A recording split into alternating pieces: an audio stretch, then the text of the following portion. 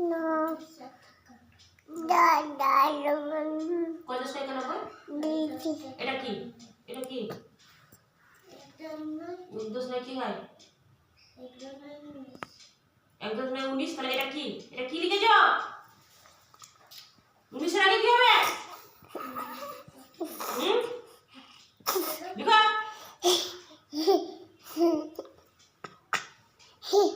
এটা কি 1 10 টা কি হয়